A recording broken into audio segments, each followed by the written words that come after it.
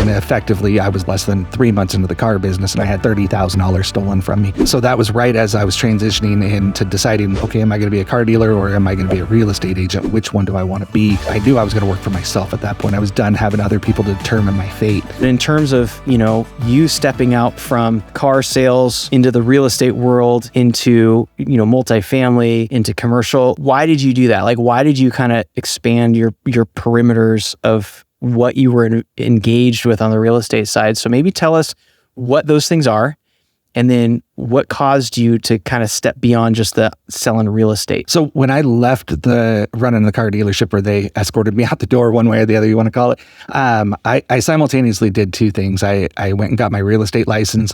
I did that coursework in less than 2 weeks. I just jammed through and got it done. And then I also opened a wholesale car dealership. So I started wholesaling cars dealer to dealer. I got caught up I sold some cars. A friend of mine wanted to buy one of my pieces of inventory in the car business. And I went to sell it to another dealer. I couldn't retail the car. So long story short, a dealer was going out of business that I sold the car to, and he sold it to a friend of mine. And effectively, I was less than 3 months into the car business and I had $30,000 stolen from me. So that was right as I was transitioning into deciding, okay, am I going to be a car dealer or am I going to be a real estate agent? Which one do I want to be on my own? But I knew I was going to work for myself at that point. I was done having other people to determine my fate. And that was kind of the straw that broke the camel's back. I was done with the car business. That almost broke me in life there. So I went full throttle into real estate at that point. In 2018, I think everybody was following the whole Chip and Joanna Gaines thing, and everybody's wanting to flip a house. So my girlfriend and I, we started a company called 217 South Inc., where we started flipping some houses. We flipped our first house, which was 217 South Barker, hence the name of the company. Didn't know what to name it, so we named it after the street. Good. We flipped that house and we made a whopping $4,000 by the time it was all said and done. And it was a lot of blood, sweat, and tears, only to make $4,000. And we learned a lot of lessons at that point. Yeah. And learned that flipping is in the buy, not necessarily in the sell. So you got to really be careful on how you're buying the house and then who you have working for you. From there, we parlayed that money and bought 2 little houses over in Millwood. On one lot, we learned to do a lot split at that point. And the lot split took about a year. Everybody told us it'd take a few months.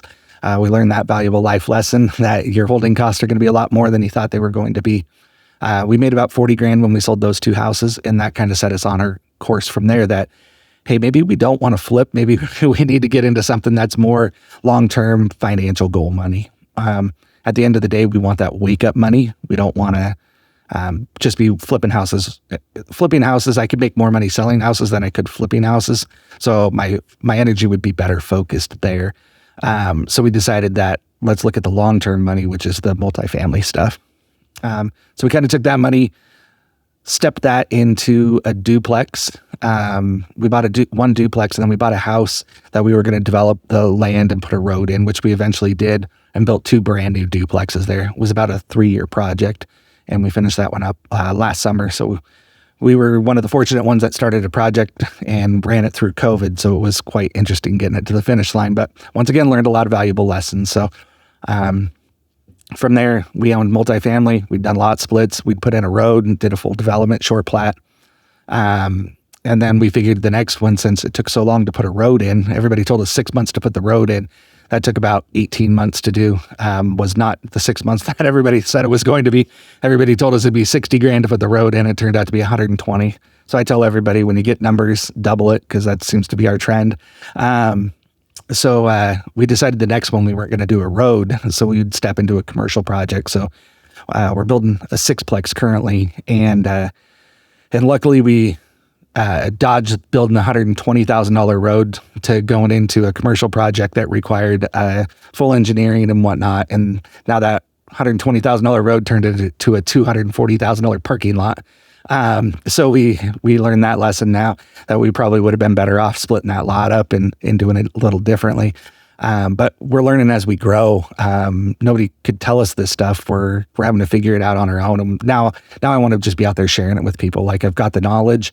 I also own a piece of commercial real estate, a car lot over on Sprague. So I don't personally own the car lot itself. We just lease the building. So I've really tried placing myself in different facets of owning real estate.